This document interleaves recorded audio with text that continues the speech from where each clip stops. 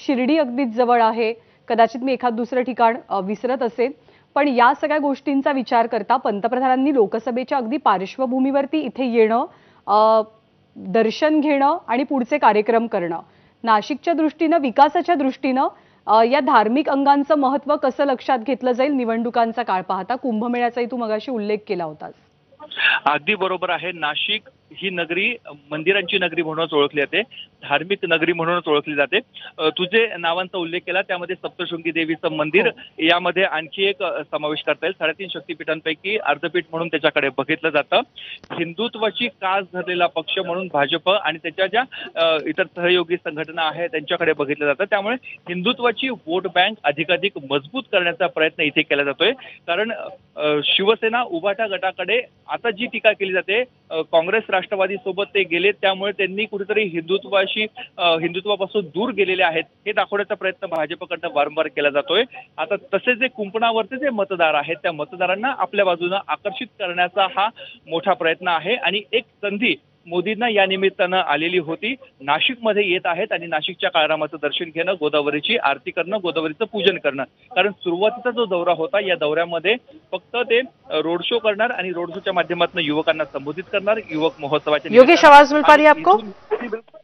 आणि इथून ते पुन्हा एकदा मुंबईच्या दिशेने जाणार. परंतु आता त्यांनी हा दौरा अचानक आखलेला आहे, कारण 22 तारखेला उद्धव ठाकरे यांच्या हस्ते याच काळाराम मंदिरामध्ये, याच पुजारींच्या उपस्थितीमध्ये, याच विश्वस्तांच्या उपस्थितीमध्ये पूजा देखील केली जाणार आहे. त्यामुळे एकंदरीत राजकीय दृष्ट्या हा दौरा अत्यंत महत्वाचा आहे. जसा धार्मिक दृष्ट्या देखील महत्वाचा आहे, तसा राजकीय दृष्ट्या दौरा महत्वाचा आहे. आपण बघतोय की आता राम मंदिराच्या बाहेरच्या हालचाली या वाढू लागलेल्या आहेत. तिथे VIP मुवमेंट आता होते. पंतप्रधान नरेंद्र मोदी आता रामाचं दर्शन घेऊन थोड्याच वेळामध्ये म्हणजे अवघ्या काही मिनिटांमध्ये बाहेर पडतील.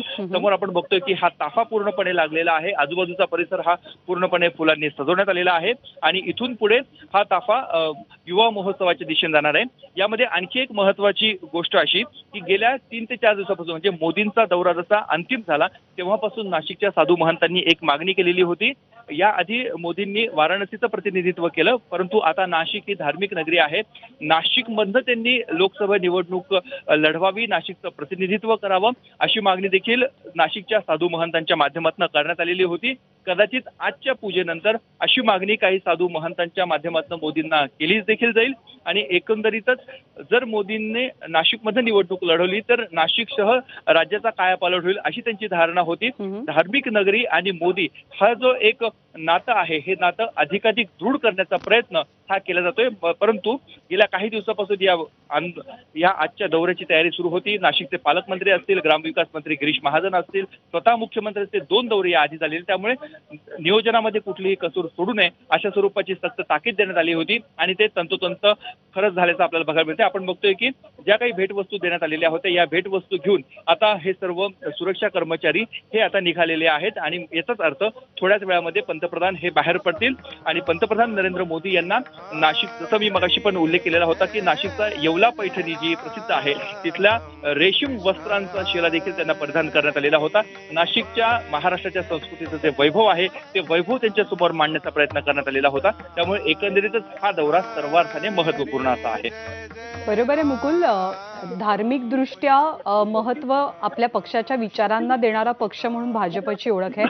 हिंदुत्वाच्या मार्गाने चालणारा पक्ष म्हणून भाजपची ओळख आहे आणि त्या दृष्टिकोनातनं मोदींचा आजचा दौरा आणि पुढचे कार्यक्रम हे तितकेच महत्वपूर्ण ठरतात निवडणुकांचा विचार करता.